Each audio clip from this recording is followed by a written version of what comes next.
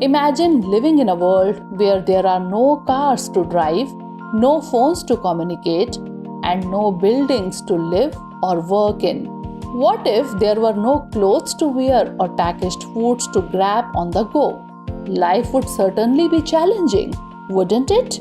All these conveniences come from secondary activities, the industrial processes that take raw materials and transform them into products we use daily. These activities are the powerhouse of modern economies, turning the wheels of industry and innovation. Understanding how these processes work helps us appreciate the vital role they play in our lives. Secondary activities involve taking what's provided by the primary sector, like crops, minerals, and raw materials, and turning them into something more valuable. For instance, imagine a factory where raw cotton becomes a shirt, or a construction site where materials like steel and cement are used to build a skyscraper.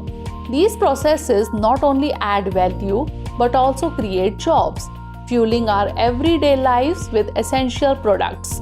When we look closely, these activities can be categorized into three main areas.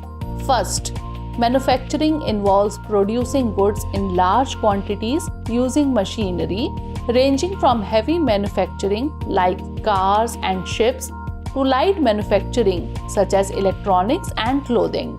Next, processing industries take raw materials and transform them into finished or semi-finished products. Think about how food processing turns farm produce into packaged goods, and how chemical processing creates products like medicines and plastics. Finally, the construction sector builds homes, commercial buildings, and infrastructure like roads and bridges, shaping the physical landscape we live in. These activities are not just about producing goods, they are crucial for economic growth, generating employment, and improving our standard of living. They also drive urbanization, as industries often develop in and around cities, contributing to the growth of urban areas. But the impact of secondary activities extends beyond the economy. Manufacturing cultural goods like books and films influences societal values and ideas, showing just how intertwined these processes are with our everyday lives. However, despite their importance, secondary activities face significant challenges. Environmental issues such as pollution and resource depletion are major concerns, while economic pressures like high capital cost and global competition can strain industries. On the social front, ensuring fair labor practices and keeping up with the need for skilled workers are ongoing challenges that cannot be ignored.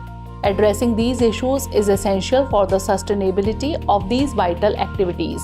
Looking ahead, the future of secondary activities hinges on embracing sustainable practices and technological innovation. Green manufacturing, the use of renewable energy, and the adoption of advanced technologies like automation and AI can help tackle these challenges while enhancing productivity.